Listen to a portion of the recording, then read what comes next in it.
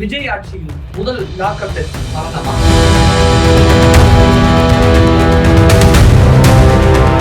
யார் ஆட்சியா இருந்தாலும் சரி என்ன சார், போலீஸை யாரு போலீஸை கண்ட்ரோல் வச்சிருக்காங்களோ அவங்க தான் சார் போலீஸ் எல்லாமே சொல்லி ஒழுங்குன்றது அவங்க தான் சார் கொடுக்கணும். மாடப்புற மத்திய மானாமதுரை ஆகாஷை தொடர்ந்து சிவகங்கை சீமராஜாவும் உயிரிழப்பா?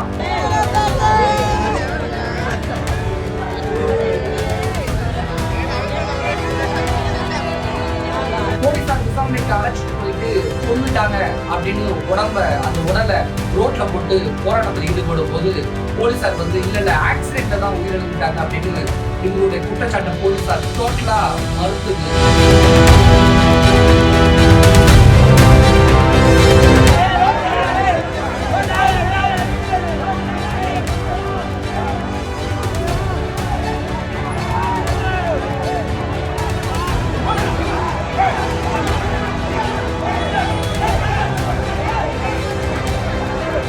சீமராஜாவுடைய தம்பி அவங்க சொந்தக்காரங்கெல்லாம் பகிரங்கமான குற்றச்சாட்டை போலீசார் வைக்கிறாங்க.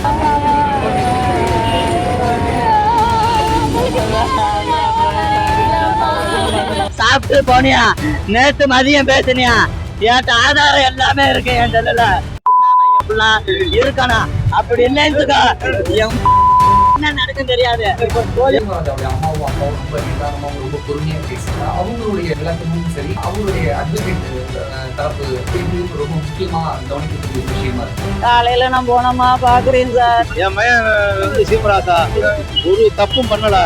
இந்த சீமராஜாவுடைய முக்கியமான விஷயங்களை பதிவு செய்யறாரு. அதையும் நம்ம கவனிக்க வேண்டியது. விபத்தை தொடர்ந்து அவர் மேலூர் மருத்துவமனைக்கு அழைத்து செல்லப்பட்டதாகவும் அவர் உடல் கூறு ஆய்வுகள்லாம் மேற்கொள்ளாமல் அவருடைய இறப்பில் சந்தேகம் இருப்பதாக சொல்லி காவல் நிலையத்தை முற்றுகையிட்டு எழுப்பப்படக்கூடிய கேள்விகள் இருக்கு. அப்படின்னா எப்போதுமே காசு இல்லாதவங்க தான் டாக்டர் காசு இல்லாதவங்க தான் போலீசார் அடிச்சு கொள்வாங்களா? இந்த சம்பவத்துல என்ன நடந்துச்சு? இதை பத்தி தான் நம்ம டீட்டெயிலா பார்க்கணும். சிவகங்கை மாவட்டம் திருப்புவனம் பக்கத்தில் இருக்கக்கூடிய புதூர் பகுதியை சேர்ந்த நந்தகோபால் கவிதா, இவங்களுடைய மகன் தான் சீமராஜா அப்படின்னு சொல்லிட்டு இவர் மீது ஒரு சில வழக்குகள் இருக்கு அப்படின்னு நந்தகோபாலை, அதாவது சீமராஜாவுடைய தந்தையை ஒத்துக்கிட்டாரு. ஆனா 2-3 நாளைக்கு முன்னாடி தனிப்படை போலீசார் ஏதோ ஒரு வழக்குல சீமராஜாவை தேடிட்டு அவங்க வீட்டுக்கு வந்திருக்காங்க. இந்த நேரத்துலதான் திடீர்னு போலீசார் கிட்ட இருந்து ஒரு போன் கால், உங்க பையன் ஆக்சிடென்ட்ல இறந்துட்டாரு அப்படின்னு ஒரு போன் கால். அங்க போய் பார்த்தா சீமராஜா உடம்புல ஒரு இடத்துல கூட காயம் இல்லை, உடம்புல எங்கேயுமே காயம் இல்லை அப்படின்னு சொல்லப்படுது. போலீசார் விசாரணைன்னு அழைச்சிட்டு போயிட்டு எங்க மகனை கொன்னுட்டாங்க, சீமராஜாவை கொன்னுட்டாங்க அப்படின்னு சீமராஜாவோட பெற்றோரா இருக்கட்டும், அவங்க தம்பியா இருக்கட்டும், சொந்தக்காரங்க எல்லாருமே பயங்கரமான குற்றச்சாட்டை முன் வச்சு சீமராஜாவோட அவருடைய உடலை ரோட்ல வச்சு போராட்டத்தில் ஈடுபட்டாங்க. அங்க பரபரப்பான ஒரு அசம்பாவிதம் நிகழ்வதற்கான அல்லது ஒரு பரபரப்பான ஒரு சூழல் அங்க நிகழ்ந்துச்சு. அந்த காட்சிகளை நீங்களே பாருங்க.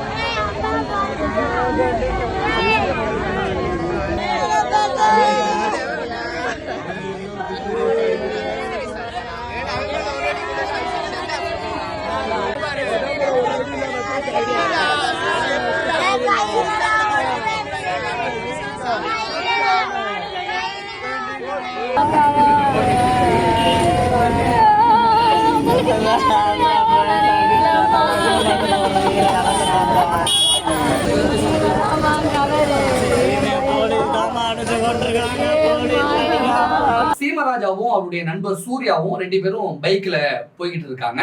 அப்பதான் போலீசார் விசாரணை அப்படின்னு அவங்க 2 பேருமே கூட்டிட்டு போயிட்டு அந்த விசாரணையில சீமராஜாவை போலீசார் அடிச்சே கொன்னுட்டாங்க அப்படின்னு சீமராஜாவுடைய தம்பி அவங்க சொந்தக்காரங்க எல்லாம் பகிரங்கமான குற்றச்சாட்டை போலீசார் மீது வைக்கிறாங்க.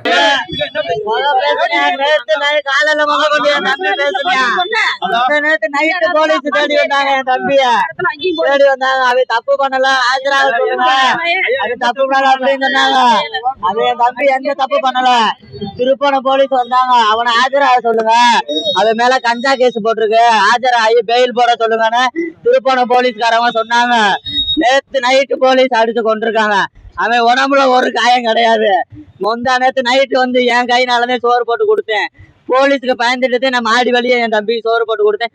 சாப்பிட்டு போனியா? நேத்து மதியம் பேசுனியா? ஏட்ட ஆதாரம் எல்லாமே இருக்கு என் செல்லுல. ஏட்ட முதல்ல பேசுனியா? நேத்து மதியம் பேசுனியா? முந்தா நேத்து நைட்டு ஃபுல்லா பேசுனியா? நேத்து நைட்டு போலீஸ் பிடிச்சி மதுரை போலீஸ், தஞ்சாவூர் போலீஸ் தான் பிடிச்சிருந்துருக்காங்கன்னு சொல்றாங்க. ஆனா எந்த போலீஸ் பிடிச்சாங்கன்னு தெரியல. அந்த கூட இருந்த பையன் அவனுக்கு கையை அடிபட்டு மேலூர் ஆஸ்பத்திரியில இருக்கான் அப்படின்னு சொல்றேன். சிஎம்ஏ போலீஸ் தான் எலி அடிச்சு கொண்டாங்க. நான் தான் இருந்தேன், என் பக்கத்துல ஒரு போலீஸ் உட்காந்துருக்காங்க அப்படின்னு சொன்னாங்க. என் தம்பிக்கு வந்து அடிச்ச அந்த போலீஸ்காரங்க இருக்கணும். அப்படி இல்லைன்னு என்ன நடக்கும் தெரியாது. சீமராஜாவுடைய தம்பி வந்து உணர்ச்சி வசப்பட்டு போலீஸ் மற்றவங்களை கண்ணப்பனான்னு கெட்ட வார்த்தைகளை பயங்கரமா உரிமையில பேசின விஷயங்கள்லாம் தாண்டி ரொம்ப நிதானமா சீமராஜாவுடைய அம்மாவும் அப்பாவும் ரொம்ப நிதானமாவும் ரொம்ப பொறுமையா பேசினாங்க. அவங்களுடைய விளக்கமும் சரி, அவருடைய அட்வொகேட் தரப்பு பேட்டியும் ரொம்ப முக்கியமா கவனிக்கக்கூடிய ஒரு விஷயமா இருக்கு. ஒரு மாசமா போலீஸ் தொல்லை சார். வீட்டுல எங்க வீட்டுக்காரர் வயலுக்கு போயிருவாரு. உன் மையன் வந்தானே கேட்பாங்க. ஆமா சார் வந்தேன், சாப்பிட்டு போறேன் சார் அப்படின்னு சொன்னேன். சாப்பிட்டு போறேன்னு சொன்னேன். சாப்பிட்டு டெய்லி வீட்டுக்கு வந்துட்டே சார் போறேன். இல்லம்மா சும்மாவே தேடி வந்தா, ஏதாவது பிரச்சனைனா வந்து ஸ்டேஷன்ல வந்து ஆசராக சொல்லுமா அப்படின்னு சொன்னாங்க. அப்ப நான் சொன்னேன், ஏன் சார் அப்படின்னு கேட்டேன். சும்மா அவன் மயங்கி மேல 2 பேர் மேலேயும் கஞ்சா கேஸ் போட்டிருக்கோம், வந்து ஆசராக சொல்லு அப்படின்னா. அப்ப ஆசராயிட்டு அப்ப என்ன பண்றதுன்னா, ஆசராயிட்டு டெய்லி வந்து கையெழுத்து போட்டுட்டா அப்புறம் ஒன்றும் முடிஞ்சு போயிடும். அவங்க அப்பா சொன்னாரு, ஆசர்படுத்துறோம்னு சொல்லியிருக்காரு அப்படின்னு சொன்னாங்க. அப்ப நான் சொன்னேன், அவங்க அப்பாடே போய் பேசிக்கங்க, வயல்ல இருக்காரு அப்படின்னு. இந்த 1 மாசமா இதே பிரச்சனை சார். முந்தா நாள் கூட என் வந்து சாப்பிட்டுட்டே சார் போனேன். அப்பெல்லாம் எந்த தவறும் செய்ய மாட்டேன் சார். நான் சும்மாதாம்மா இருக்கேன். அவங்க ஏதாச்சும் ஒரு கேஸ் போட்டு தேடி வருவாங்கம்மா, நீ பயப்படாதம்மா, நான் வந்துருவிம்மா அப்படின்ட்டு போனம்மா. காலையில நான் போனோமா பாக்குறேன் சார். இப்படி மயனை நான் தேடி பார்த்து பிடிக்க முடியாது சார். நான் பெத்த மயனை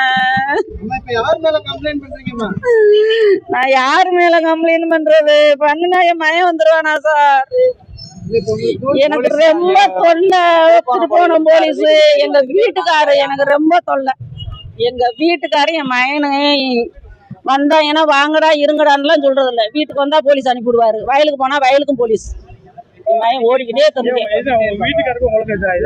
அதெல்லாம் ஒண்ணும் இல்ல சார். நான் பிள்ளைகளுக்காக தான் சார் ஒருத்தர் வாழ்றேன். திருப்போணம் போலீஸ் சார். போலீஸ் யார் அனுப்புறாங்க வீட்டுக்கு? அனுப்புறது யாருன்னு எங்க வீட்டுக்காரர்ட்ட கேட்டா தெரியும் சார். போலீஸ் கேட்கணும். அடிக்கு நைட் 3 மணி 2 மணி 1:30 வீட்டுக்குள்ள வரையில சின்ன பையில ஓடத்தானே சார் செய்வாங்க. காலையில என்னமா சொன்னாங்க? எப்படி என்ன சொன்னாங்க? என்ன ஆக்சிடென்ட் ஆயிருச்சு ஆஸ்பத்திரியில சேர்த்துருக்கோம், வேமா போங்க மேலூருக்கு அப்படின்னு சொன்னாங்க. அங்க போய் பார்த்தா ஆக்சிடென்ட் ஆன பையன் ஒரு பையனுக்கு மட்டும் கை மட்டும் உடஞ்சிருந்துச்சு.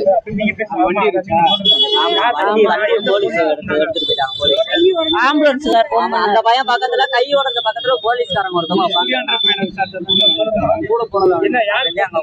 ஆம்புலன்ஸ் இருந்து வண்டியில இருந்து பேசுறோம். இந்த மாதிரி சீமராசா ஆக்சிடென்ட் ஆயிடுச்சு, தூக்கிட்டு போறோம். 4 பேர் சொன்னாங்க.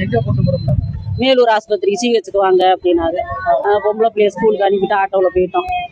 ஆட்டோவில் போய் பார்த்தா அங்கே காமிக்கவே இல்லை. திருப்பி இங்கே பெரிய ஆஸ்பத்திரிக்கு போங்கன்ட்டாங்க. அப்புறம் அங்கேருந்து இங்கே வந்து பிள்ளைய பார்த்தோம். கவிதா அவன் மேல எந்த காயம் இல்ல, காயம்ன்றது இல்ல, டாக்டரே சொல்லிட்டாங்க.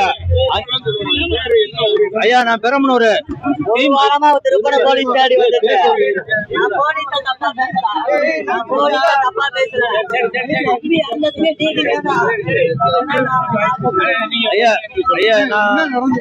நான் என் பேர் நந்தகோபால். என் மகன் வந்து சீமராசா ஒரு தப்பும் பண்ணல. வீட்டுல முந்தானாலும் சாப்பிட்டு போன வந்தேன். போன வந்துட்டு இப்போ வந்து ஆஸ்பத்திரி அங்கே மேலூர் போயிருந்திருக்காங்க 2 பேர். போன இடத்துல எனக்கு கை ஆக்சிடென்ட்ன்றாங்க. அங்க பார்க்க விட மாட்டாங்க போலீஸ். அவனை கேட்டா எல்லாம் தெரியும்னு சொல்லிட்டாங்க.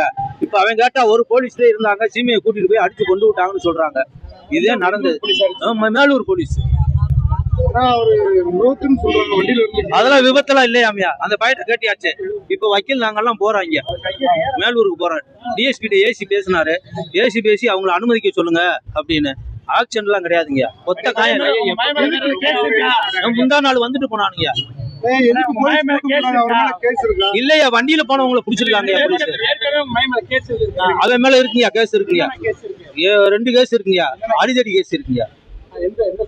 அது திருப்பணத்துல இருக்குங்க. வந்தாங்க ஆள் இல்லைன்னு சொல்லிட்டான். இந்த ஆள் தேடி அம்மா பேசிட்டாங்க. தேடி வந்தாங்க, கேட்டாங்க, அவனை கேட்டாங்க, அவன் ஆள் இல்லைன்னு சொன்னான். ஆள் இல்லைன்ட்டான். அவன் போயிட்டான். முந்தா நாள் வந்துட்டாங்க. நேத்து நைட்டு வந்தாங்களா? இல்லையா முந்தா நாள் நைட்டு. நேத்து நைட்டு என்கிட்ட பேசினேன் என் தம்பி. முந்தா நாள் நைட்டு பேசினாங்க. நேத்து நைட்டு இறந்து போலீஸ் அடிச்சதே போலீஸ் அடிச்சு கொண்டிருக்காங்க. எப்படி தகவல் சொன்னாங்கன்னா மேலூர்ல வந்துட்டு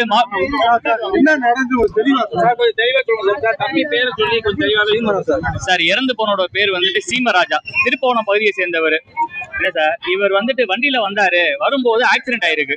எங்களுக்கு கிடைச்ச தகவல் உங்களுக்கு சொல்றேன். வண்டியில வரும்போது ஆக்சிடென்ட் ஆயிருக்கு. கூட ஒரு பையன் சூர்யா அப்படின்னு சொல்லி இன்னொரு பையன் வந்திருக்கான். இவன் வந்து ப்ரீவியஸ் அப்பண்டர் தான். அவர் மேல பல குற்ற சம்பவங்கள் அவர் மேல இருக்கு. இப்ப நேத்து அவர் வரும்போது கீழே வந்திருக்காரு. அந்த டைம்ல வந்துட்டு போலீஸ் புடிச்சிட்டு போயிருக்காங்க. போலீஸ் புடிச்சிட்டு போன இடத்துல மேலூர் போலீஸ் ஸ்டேஷன்ல வச்சு அடிச்சதா வந்து தகவல் சார். கூட இருந்த பையனுக்கு கை உடைஞ்சிருச்சு. இப்ப இந்த பையன் வந்து உடம்புல எந்த விதமான காயமே இல்லை. நாங்க பாடியை பார்த்தோம், எந்த ஒரு கீரல் கூட இல்லை. பைக்ல இருந்து விழுந்தவருக்கு ஒரு சின்ன சிராய்ப்பாது இருக்கணும், தலையில அடிபட்டு இருக்கணும், எந்த விதமான காயமே இல்லை. அப்ப வந்து ஆக்சிடென்ட் ஆயிருச்சு அப்படின்னு போலீஸ் சொல்றாங்க. ஆனா எந்த காயமே இல்லை. கூட இருந்த பையனை போய் பார்க்கணும் அப்படின்னு சொன்னா பார்க்க விட மாட்டாங்க போலீஸ். அவரை பார்த்தாதான் உண்மையான இன்ஃபர்மேஷன் என்ன அப்படின்றது கிடைக்கும் சார். இப்ப வந்து இந்த கீழே விழுந்த பையனை பாக்குறதுக்காக மேலூருக்கு ஆள் அனுப்பிச்சு விட்டுருக்கோம். இப்ப மேலூர்ல வந்து ஜிஹெச் அங்க இருக்கு, அங்க வச்சு மார்ச்சுரியில வச்சுட்டு போஸ்ட்மார்ட்டம் பண்ணிருக்கலாம். மதுரைக்கு அனுப்ப வேண்டிய அவசியம் கிடையாது. சோ அந்த இடத்துல ஒரு சந்தேகம் எழுப்புது. அப்ப அங்க இருக்க டாக்டர்ஸை கான்டாக்ட் பண்ணி பேசும்போது லாக்அப் எடுத்தனால அவங்க எடுக்க மாட்டேங்கிறாங்க, நீங்க மதுரைக்கு அனுப்பிச்சு விட்டுருங்க அப்படின்னு சொல்லிட்டாங்க. அதனாலதான் மதுரை கொண்டு வந்தாங்க சொல்றாங்க சார். இப்ப மேலூருக்கு போய் அந்த பையனை பார்க்க போறோம். மேபி அவரை த்ரெட்டன் பண்ணி பொய் சொல்ல சொல்றாங்களான்னு தெரியல. இது வந்து 3வது சம்பவம் சார். திருப்போணத்துல இந்த பையன் 3வது சம்பவம். போலீஸ் வந்து அடங்குற மாதிரி தெரியல. எந்த ஆட்சி மாற்றம் வந்தாலுமே இந்த லாக்அப் டெத்தை ஸ்டாப் பண்றதுக்கு எந்த ஒரு ஆளும் இல்லை, எந்த யாரும் ஒன்றும் செய்ய முடியல. நீங்க மீடியா மூலமா இதை கொண்டு போனாதான் இது மேல இருக்க நீதிபதிகளுக்கு காதுகளுக்கு போகணும், அரசியல்வாதிகளுக்கு காதுகளுக்கு போகணும். அவங்க வந்து ஏதாவது ஒரு ஸ்டெப் எடுத்தாதான் சார் முடியும். இங்க வந்து இவங்களோட ரிலேட்டிவ்ஸ் வந்துட்டு பிரச்சனை பண்ணிப்பாங்க போல. இது காமன் தான் சார். ஒரு லாக்அப் எடுத்துனா பிரச்சனை பண்ணதான் செய்வாங்க. எல்லாத்தையும் ஏத்திட்டு போயிட்டு போலீஸ் ஸ்டேஷன்ல வச்சிருக்காங்களாம். அதுவும் தவறான ஒரு விஷயம். இந்த கம்ப்ளைண்ட் எழுதி கொடுக்க போறோம் சார். எங்களுக்கு வந்துட்டு போஸ்ட்மார்ட்டம் வந்து வீடியோகிராஃபில குரூப் ஆஃப் டாக்டர்ஸை வச்சு நடக்கணும். அதை நாங்க கன்சிடர் பண்ணிட்டு தான் சார் பாடியை வாங்குறது இல்லையான்னு முடிவு பண்ணுவோம் சார். அந்த பையன் பேசும்போது, அந்த பையனோட இறந்தவரோட அண்ணன் பேசும்போது என்ன சொல்றாங்கன்னா, ஏற்கனவே போலீஸ் வந்து எங்களை வந்து கேட்டு போனாங்க, உங்க தம்பி வந்து ஒழுங்கா சரண்டரா சொல்லு. எந்த ஸ்டேஷன்ல எஃப்ஐஆர் போட்டிருக்கான், யாரு எந்த போலீஸ் ஏரியா சார்? அவர் மேல மதுரை, அதான் சார், அவர் மேல வந்து மதுரை, சிவகங்கை இங்க வந்து வழக்குகள் இருக்கு சார். செல்வராஜ் போலீஸா அவங்க சொல்றாங்க சார். ஸ்பெஷல் டீம் வந்து கலைச்சிட்டாங்க. அஜித்குமார் வழக்கு ஸ்பெஷல் டீம் கலைச்சிட்டாங்க சொல்றாங்க. ஆனா இப்ப வரை எந்த ஸ்பெஷல் டீம்லயும் கலைக்கல சார். அப்படியே தான் ஸ்பெஷல் டீம் இருக்கு. மறைமுகமா ஸ்பெஷல் டீம் வேலை பார்த்தா இருக்கு. டெய்லி வந்து அக்யூஸ்டோட வீட்டுக்கு போறாங்க. அக்யூஸ்ட் இருந்தா போய் பிடிக்கிறது தப்பு இல்ல, ஏன்னா சார் அது அவங்களோட கடமை. ஆனா அவங்க பேரண்ட்ஸ் திட்டம் பண்றதும் வீட்டு கதவுகளை உடைக்கிறதும் இந்த மாதிரி சம்பவம் இன்னும் நடந்துட்டு தான் சார் இருக்கு சிவகங்கை மாவட்டத்துல. அங்க வந்து எதுவுமே போலீஸோட அராஜகம் வந்து எதுவுமே குறைஞ்ச மாதிரி தெரியல. திமுக இன்னமும் நடக்குது அந்த மாதிரிலாம். லாக்அப் டெத் நீங்க நினைக்கிறீங்களா எப்படி சார்? லாக்அப் டெத் வந்து யார் ஆட்சியா இருந்தாலும் சரி என்ன சார், போலீஸை யாரு போலீஸை கண்ட்ரோல் வச்சிருக்காங்களோ அவங்க தான் சார் போலீஸ் எல்லாமே சொல்லி ஒழுங்குன்றது அவங்க தான் சார் படுத்தணும். லாக்அப் டெத் தான் சார் கொடுக்குறோம். Melur police sir. இல்ல சார், காமன் யாரு எங்களுக்கு எந்த விதமான இதுமே இல்ல சார். இப்ப வரைக்கும் லாக்அப் எடுத்து நாங்க பாடியை பார்த்திருக்கோம், அது எந்த காயமே இல்ல. அதுக்கப்புறம் அங்கங்க கிடைக்கக்கூடிய தகவலை வச்சுதான் நாங்க எல்லாமே சொல்றோமே தவிர இப்ப வரை லாக்அப் எடுத்துன்றது எங்களுக்கு கன்ஃபார்ம் ஆகல சார். ஆனா இப்ப அந்த பையனை போய் பார்க்க விட்டாதான் அது கன்ஃபார்மா தெரியும். அந்த பையனையுமே த்ரெட்டன் பண்ணி போலீஸ் பக்கத்துல போக விட மாட்டாங்க. இல்ல சார், இன்னும் போல சார். அந்த இடத்துல இன்னும் அவங்க யாருமே எதுவுமே ரிலீவ் பண்ணல சார். போலீஸ் வந்து இன்னும் எதுவுமே சொல்லல எங்களுக்கு.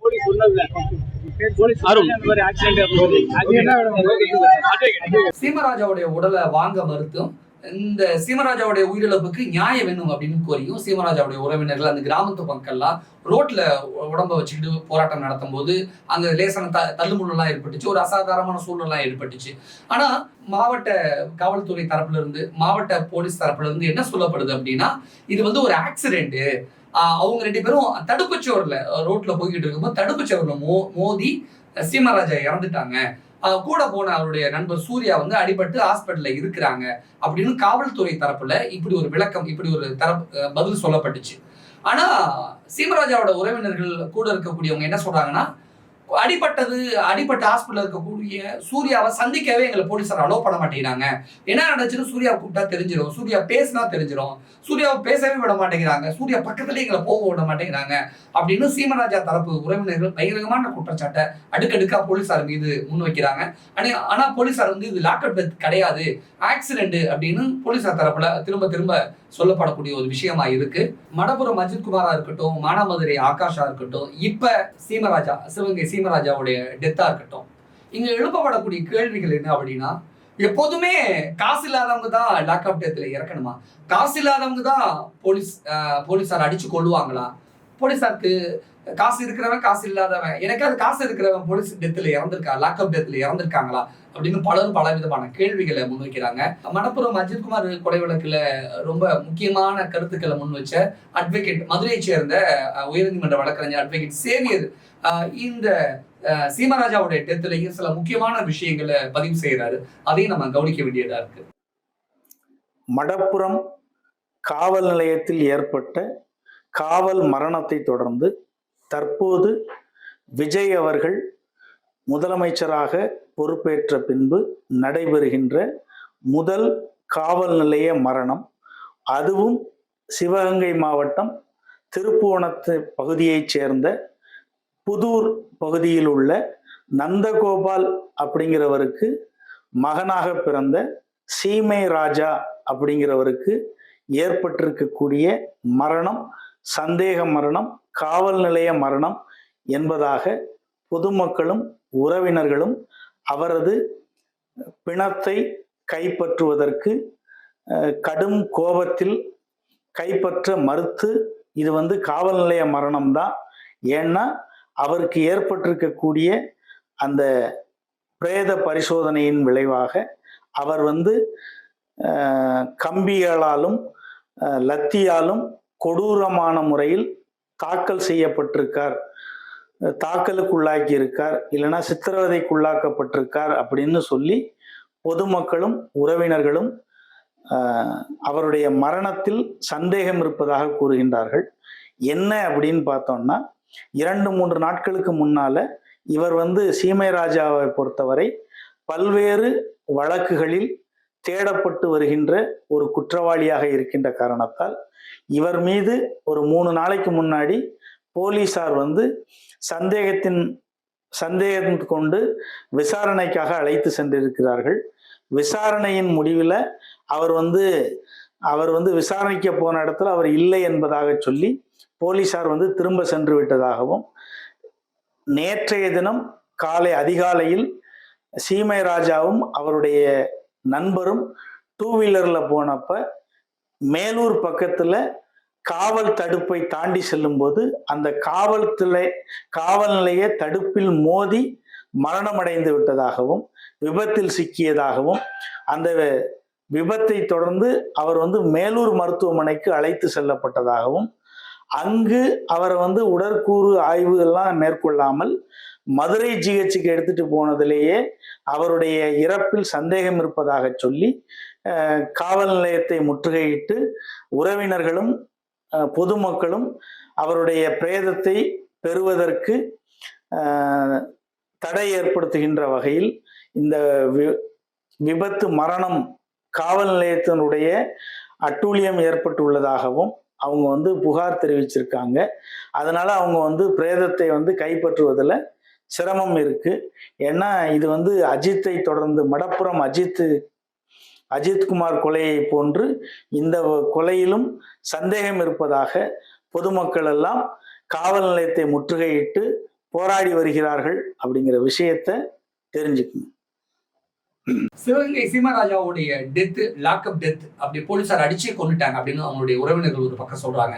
இல்லவே கிடையாது, அது வந்து ஒரு ஆக்சிடென்ட் அப்படின்னு போலீசார் தரப்புல சொல்லப்படுது. ஆனா காலங்காலமா இங்க என்ன இருக்கு, பட்டியலின மக்கள் தான் பெருசா போலீசார் லாக்அப் டெத்ல அதிகமா இழப்பாங்க. குறிப்பா காசே இல்லாதவங்க, பணமே இல்லாதவங்க, வசதியே இல்லாதவங்க, ஏழைபாலர்கள் தான் லாக்அப் டெத்ல இறப்பாங்க. போலீசார் அப்படிதான் அணுகுமுறை, போலீசாரோட அணுகுமுறை அப்படிதான் இருக்கும். அதிமுக ஆட்சியில சாத்தான்குளம் லாக்அப் டெத்தா இருக்கட்டும், திமுக ஆட்சியில அஜித்குமாரோட லாக்அப் டெத்தா இருக்கட்டும், இப்ப இந்த விஜயோட ஆட்சியில இந்த மரணம் எந்த முடிவுக்கே வர முடியல அப்படிங்கிற எந்த ஒரு கன்க்ளூஷனுக்கு நம்மளால வர முடியலங்கிற மாதிரி இருக்கல. ஏன்னா போலீசார் ஒண்ணு சொல்றாங்க, உயிரிழந்த சீமராஜாவுடைய குடும்பத்தினர், அந்த ஊர் கிராம மக்கள் ஒண்ணு சொல்றாங்க. ரெண்டுமே கொஞ்சம் எது உண்மை அப்படின்னு இந்த இடத்துல நீதியை நிலைநாட்டுவது, உண்மையை கண்டறிவது ரொம்ப முக்கியமா அவசியமா இருக்கு. உங்களுடைய கருத்துக்கள் என்ன அப்படிங்கிறது கீழே கமெண்ட்ஸ்ல பதிவிடுங்க. நன்றி.